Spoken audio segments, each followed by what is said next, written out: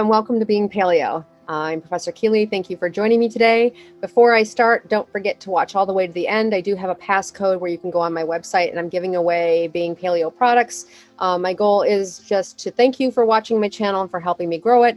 But also, I want my logo to mean something. I want it to somebody to be able to look at it in the future and go, okay, yeah, that's right. I need to reject this modern life that I'm on this mission to get people to do.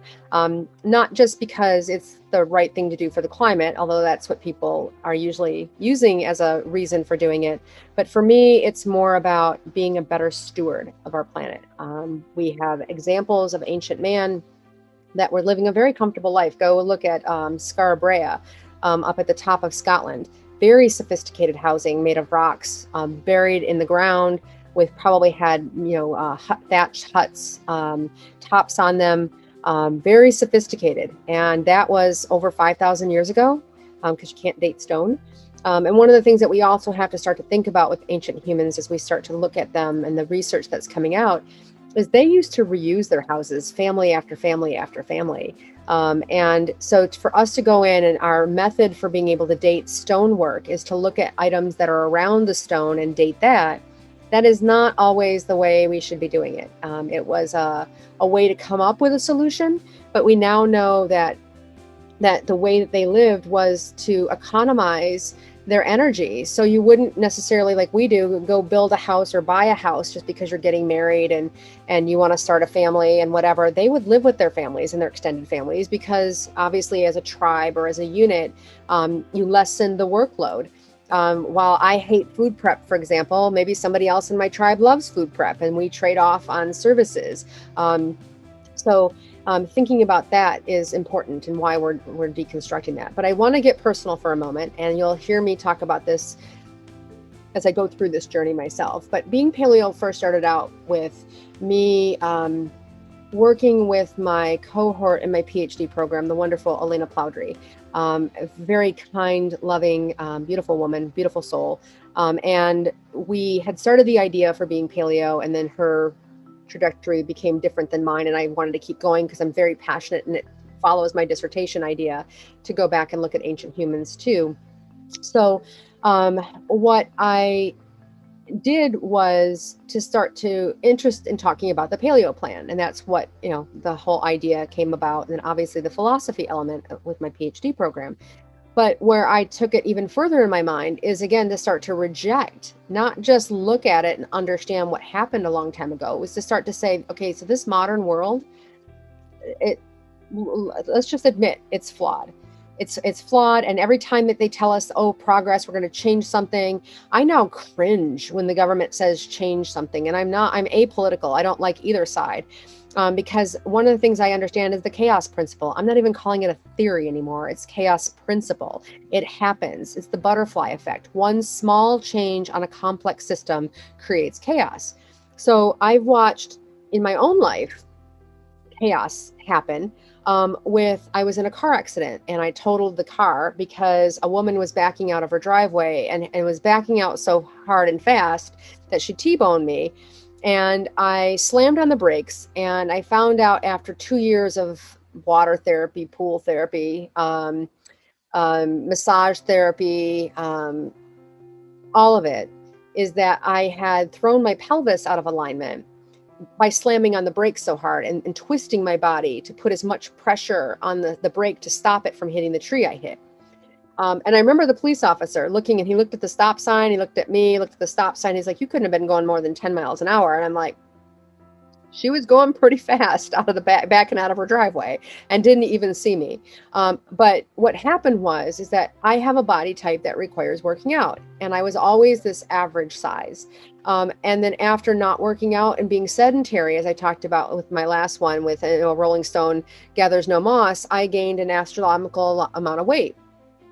Because I had stopped eating properly. I went through a little mini depression because of the pain. And it really did a number on me. And then I rolled right out of that with, some career oddities that happened that led me on the path that I'm on today. But at the end of the day, I'm now so busy, I don't have time to do my workouts. And now I'm talking about like 10 years out of the habit of working out. And I'm now dealing with what I call PSI, which is, pounds per square inch on my knees. And I don't want to say I'm getting older because I'm in denial about getting older, but it is what it is. We'll just put it out there. So I'm gathering all this in my head, and I like the paleo idea because I like the idea of going out and using ancient food to recreate the modern food. So I just had lentil spaghetti noodles made out of red probably beans that they made them out of, and it tastes just like spaghetti. I mean, or I love spaghetti squash. Love it, love it, love it. Could eat it all day long. Unfortunately, because of inflation, what was 69 cents for a spaghetti squash is now $4.09 at my local store. So I'm hoping to find a gardener that is looking to get rid of some spaghetti squash. But at the end of the day, I have committed to taking off the weight. And if you watched my vacation video, you'll notice I'm embarrassed. I'm embarrassed because of the migraines that I get because of a situation I'm going through that I've been dealing with migraines. I get the puffy eyes. I now have not just regular migraines, but I have ocular migraines, which are incredibly painful, which you're sedentary or you're trying to minimize your activity during that time because your head's swimming. You got little things in front of your eyes that you can't see. So I have become sedentary. And so what I did is I made the very expensive choice to hire an online trainer to create a paleo meal plan for me that is simple, that I can follow, that doesn't require too much meal prep, and then create a plan for me, a workout plan, that I will start working out and getting myself healthier and building up my muscles, and then start to walk. Because I used to walk like 18 miles a day with a friend of mine. We used to go out to the state parks and local parks and just walk all weekend. In fact, we would get hotel rooms sometimes and walk. And I remember thinking back to that the other day, is that one day it was super hot and we hit Rochester, and that we had walked from Pontiac, Michigan to Rochester, which is I think 12, 14 miles. And I remember the plodding back, like I was just so exhausted and just putting one foot in front of the other. And I just thought, thinking back to that with the lens of being paleo, like that must be a little bit of what our ancient ancestors felt like, except that they did that all the time. So they were very accustomed, and it wasn't a labor for them because it was a matter of fact. It's like, if I want to go here, I'm going to have to walk. So we look at distance now and think, oh, hey, I could be in my car and I could be there in 5 minutes. They never had that. So any distance traveled was just the distance traveled, and the time that you committed to doing it was the time you committed to doing it, because you didn't have to be someplace at a specific time, unless you're talking about seasonal changes. And you'll hear a lot about Native Americans taking down their teepees, which is the most economical way of being able to travel and staying very comfortable. So it's one of those things where, as I started to think about being paleo, it's like I said, learning how to be able to put spices together to be able to make food. So I have a recipe that I love, which is it tastes like stuffing, but it's cauliflower, celery, and carrots, and it's super simple to make, so I can make it, and I love it, and it makes a big portion so that I can eat it throughout the week. So I'm getting better about that. And it, the more I do it, the more it becomes easier. But I've committed to the meal plans because, as you saw, I was embarrassed. And sometimes it takes that embarrassment for you to really make a change. And mine wasn't so much the embarrassment. I had something that really impacted me, let's put it that way, in my life, that finally made all the excuses I've been making for the past 10 years make me go, okay, so I need to be committed. So I'm committing it to you that I'm going to do it. I would say that what I've learned about paleo, the paleo diet plan, is paleo is to vegan what vegetarian is to primal. So in paleo, there's either the paleo plan or there's the primal plan. And then obviously there's vegan, and then there's vegetarian. So for those of you who don't know, vegetarian allows more modern foods or different types of foods, then if you're going to go pure vegan is no meat or meat products, no eggs, no dairy that comes from a cow. They just try to eliminate all those sources altogether and go completely plant-based.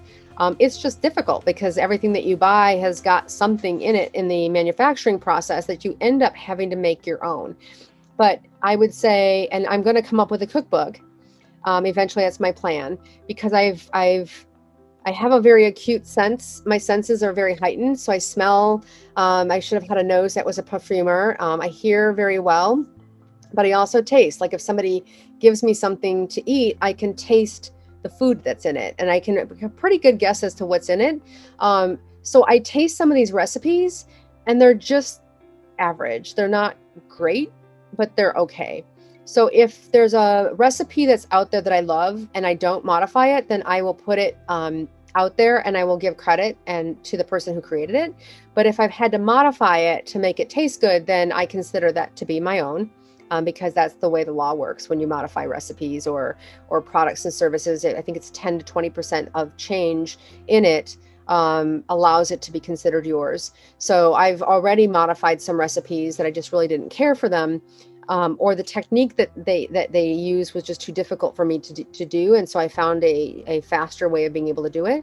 So I'm going to come up with a cookbook of things that I've learning along the way that I really like, that are easy, because again, I'm not somebody who likes to cook. I'm a baker. So baking all the paleo breads are fun for me, but not the cooking part of it. So I'm committing publicly to taking Being Paleo to getting healthier in my weight. And to change my lifestyle, to be more active and out doing more podcasts and videos out in the world, to simulate what Native Americans and ancient peoples live like, but also respecting that, I do live in a modern world where I have a job, and how do I be able to do that and still be able to help people? Because on the business side of Hunter Hennessy, my other channel, my goal is to help small businesses. Again, I've won an American Marketing Association award. What does that mean? That just means that I am an intuitive marketer, but also a scientific marketer. And I've won the equivalent to the Oscars in the marketing industry based on what I've done in some Fortune 500 companies. But I don't have an ego, and I'm happy to share everything that I've learned along the way on the business channel, Hunter Hennessy. So again, if you're here looking for ideas on how to reject the modern construct that we live in, and you want to take an idea or that I might help you develop here, because I give my ideas away a lot, or whatever, then go watch my other channel, because I'm happy to help somebody who wants to reject this modern world and go back and be an herbalist, or understand flowers or animals in society, or insects that are helpful. Whatever it is that you want to do, the Hunter Hennessy channel is designed to help small business and mid-sized businesses either get started in their business and do it the right way, because there's a lot of misinformation out there, and there's a lot of shortcut people try to take, and you just can't take a shortcut in today's day and age running a business. You really have to think it through. So again, I'm hoping to share that with people, because I really do want to take people's ideas about recipes, or like I said, anything that's ancient that's out there, and turn that into a business. Happy to help. So please make sure that you like this channel, because I have a lot of new podcasts and videos that are coming out based on people, and the feedback has been phenomenal about trying to do that. But again, I'm trying to give away as much as I'm getting the feedback, which is great. It helps make me feel good that my knowledge is going to helping people rethink things and feel okay about rejecting it. You shouldn't feel like, oh, if I go back to living like the 18th century, that's a really bad thing. It's not. So I'll share my story on that, and how you can do that and feel good about yourself. So thank you for joining me today, and have a great day being paleo.